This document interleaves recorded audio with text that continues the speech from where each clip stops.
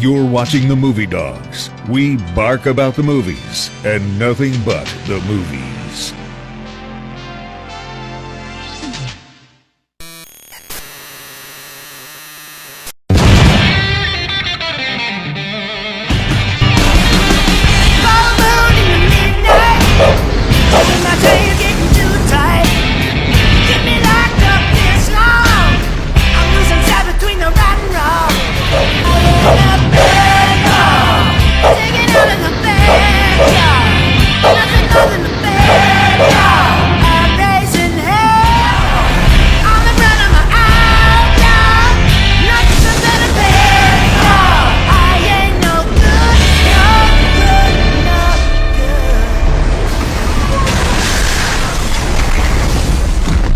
Welcome to the Doghouse. We take a bite out of the movies. Subscribe to the Movie Dogs and become part of our film-loving community. Hit that subscribe button and don't forget to click the bell for updates. See you in the next review.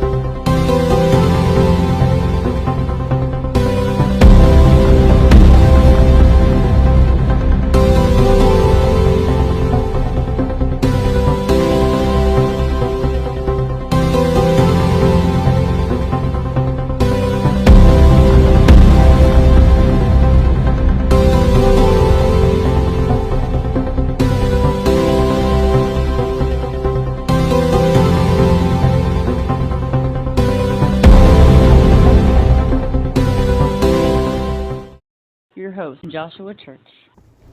Hey everybody, so it's 80s week, and being that I am a child of the 80s, I have things to say. So today we'll be talking about Terminator, so the first Terminator. So Terminator 1, like, I saw it when I was a kid. I didn't get to see that one in theaters because I was still very young. But my parents let me watch it because it's the 80s, and one thing about the 80s is that parents didn't give a F, so to speak, about what kids can and can't watch. They just were like, yeah, this is cool. It's got a big muscly guy named Arnold Schwarzenegger in it. You should see it. And so I watched it. Now, the thing I love about the first Terminator, it's a slasher film. It's basically Michael Myers or Freddy or Jason, but with a stalking robot. It's like a tech noir film, as referenced in the bar name, where Arnold finds Sarah finally, but it's kind of hinted at there, but it's a tech noir film. It's kind of a slasher, it's a horror film mixed with all that. So it's one of those gender bent kind of films that is multi categorized. And James Cameron does this a lot. If you look across his filmography, it's a bunch of movies that kind of drift between categories, and it's kind of one of his signature things. But Terminator 1 is one of those movies that on paper it shouldn't work. Budget was very low. Didn't have a lot of money at the time. It was, one of his first big hits. Arnold was unproven. He had done Hercules in New York. He'd done some TV and stuff like that, but and I think he had done Terminator. Or not Terminator. I'm talking about Terminator. He had done Conan. But all of those movies, again, hadn't asked much of him besides just, be yourself and be muscly and don't talk that much. And I know Arnold wanted more. Now, originally, I think he auditioned for Kyle. And, as soon as Cameron met him, he realized, oh, geez, okay, yeah, this guy might be the Terminator. And I know there were other people considered. Supposedly OJ was, but I think Cameron's disputed that. It's like nobody would think he'd be a murderer. Well, and then I think Lance Henriksen from his autobiography, Lance Henriksen, who played Bishop in Aliens and played a whole bunch of parts, and having had conversation with that man, he is a gem of a human being and a really great guy. But he originally was talked to about possibly playing the Terminator, and he had some really interesting thoughts about how he was going to play that, and eventually was given the role of Bishop as a kind of, here's your android robot role that you get to be. But I know he was originally there, and then he eventually got to be the cop in the film, or at least a partner of the main cop in the film. But as soon as Arnold was, given the go-ahead and given the role, Arnold gets a lot of flack for he's not a good actor or whatever. Arnold is a big guy, and he is a man of many talents, and he is a person who, he's most known for being a bodybuilder and being a big guy, and all of his real estate stuff, and kind of being a guy who just kind of pushed his way into America and is basically the best example of the American dream, in my opinion, as far as modern context. The immigrant came over and got everything and just pushed and made himself a legend. But Arnold, as an actor, he is a good actor. He can do it. There's roles that I feel like he's excelled in, that he's done more than he was asked to do. And Terminator, he was doing a lot of, I guess what I like to call silent acting. He was doing acting with his eyes, acting with his body, acting almost as you would think Din Djarin in Mandalorian. You'd think of, a lot of other character actors who've done those kinds of physical roles. But Arnold was doing good work as the Terminator. His head movements kind of, mimicking a security camera, his eyes going first and his head turning as he looked for Kyle and for Sarah. He was doing some really good work physically. And I know he's a physically gifted, specimen, but he was also doing very good as the Terminator. His reactions, his body movement, the way he reloaded, all that stuff. He was very intense and scary. And honestly, throughout his career, he's had roles like that where he pushed a little more.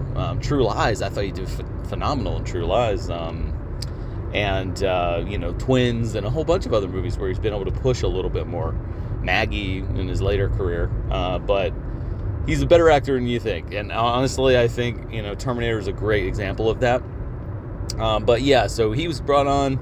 And then Michael Biehn eventually brought on to play, Kyle Reese, and he's a standout in this movie. I like the thing with Michael Biehn is really good at playing military types, playing people who could spit out jargon and all that, people who play with a certain amount of intensity and emotional depth underneath the surface, and Kyle is a good example of it.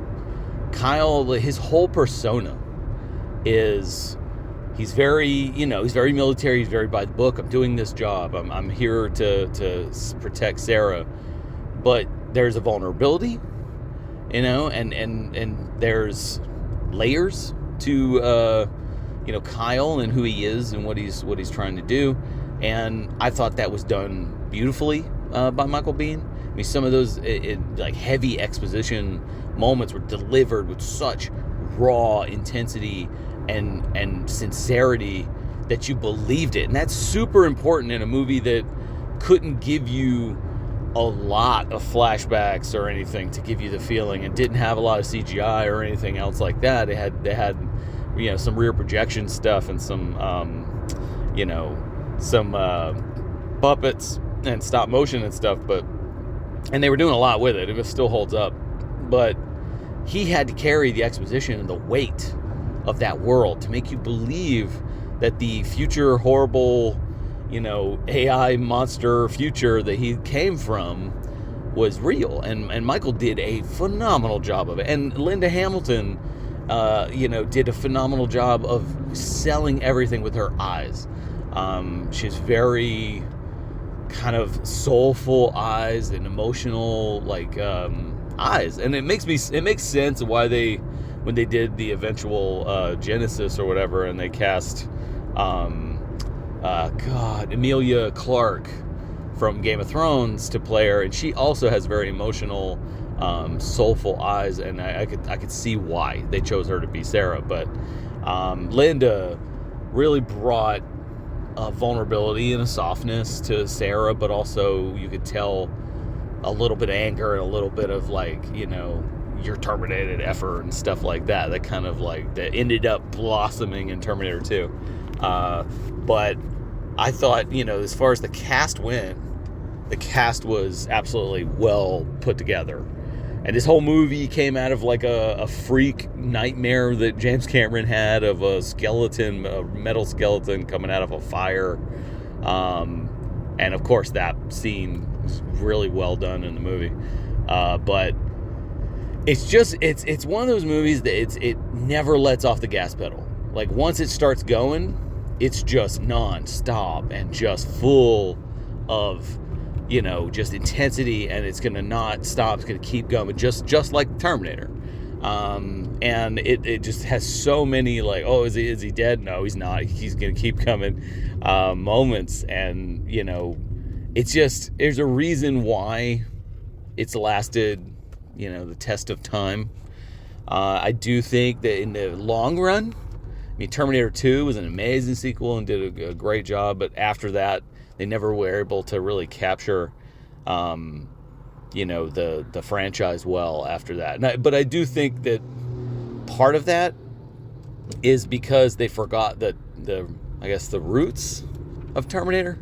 Terminator 2 completely changed, genres again, and became just an action, drama kind of thing. And lost the sci-fi horror side of things. There's still a little bit of it there with the T-1000, but not as much. And I think that if had Terminator 3 gone back to its roots and been more of a horror film, then I think that maybe it would have done better. And maybe in the future, if they would have stopped trying to constantly reinvent the wheel or constantly try to compete with Terminator 2, Terminator 1 is such a good base to operate from. And I think that horror side of Terminator should have really never been it should have never been forgotten. And instead, it seemed like they just let it go and started trying to do other stuff. But to me, that first movie is full of jump scares and horrifying moments, and the Terminator being this just unfeeling killing machine, and just knocking on somebody's door, be like, Sarah Connor. She's like, yes, and he just blows her away. Like, I mean, the bit with her roommate where he just slaughters both of them and without any sort of give a crap. There's a lot of that, and the moment he becomes the T-800 endoskeleton, and starts kind of coming at you with that horrifying image, sticks with you, and you understand why this movie had the longevity. And again, the beauty of the design, and Stan Winston and everybody involved in the creative team who helped make that movie what it was, it all holds up. And granted, on 80s Week, if I can say anything about those movies in the 80s, movies like this, movies like Predator, it was not only a celebration of practical effects, but it was also daring to do something different, daring to push the envelope, to stretch what a genre can be in different films and different ideas. I mean, some of the stuff stuck, some of the stuff didn't, but like, it feels like something that's been lost in our very corporate filmmaking world, where there's less of those risks being taken, and less of those unique kind of ideas being done, where everything feels more movie by committee, or let's just do another Predator, let's do another Terminator, instead of just like making something new. Because it felt like in the 80s, it was like every time you turned around, there was something cool, new being made. The Terminator was absolutely one of those things, and lived on through the 80s, and then of course crescendoed in 91 with Terminator 2 and all of that. But as a kid, I mean, when I was growing up in the 80s, everybody knew Terminator. And Terminator was like eternal, it wasn't going anywhere. And it's because they took chance, man. Like, James Cameron wasn't the James Cameron of now who could just go, I'm going to go down to the Titanic and you're going to pay for it. And, or I'm going to make 5 Avatar films and you're going to like it. Like, it was not him at the time. Pre-Titanic, pre-Terminator 2 Cameron, pre-Abyss Cameron, just trying something random and hoping it would work based on a dream he had. I mean, that's crazy, And then taking a shot on Arnold. It's almost, it's very akin to Iron Man taking a shot on Robert Downey Jr., but for very different reasons. It's a risk with a bunch of untested actors, with bare bones budget, bare bones effects, but making one of the most iconic films of all time. Terminator. Can't go wrong with it. It's one of the 80s classics for a reason. Started, Arnold's career, really. Helped start James Cameron's career. It was just the movie of movies. Helped Michael Biehn get 1 million military roles from then on in, playing essentially variations of Kyle Reese. The Terminator, it deserves every bit of kudos. But yeah, we'll be talking a lot more in the future. I'm going to do another video here soon for Big Trouble in Little China. We're going to talk about 80s culture in general, and I look forward to talking to you guys about all that stuff. So thanks for listening. Thanks for paying attention. We appreciate you here at the Movie Dogs, and appreciate you as the owner of River Monster Comics. So thank you very much, and see you soon.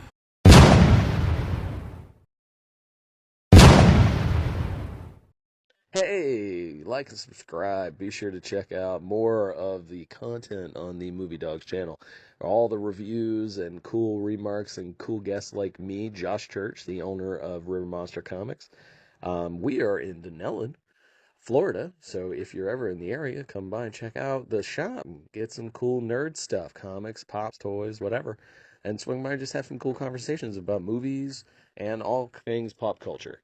We appreciate you. See you soon.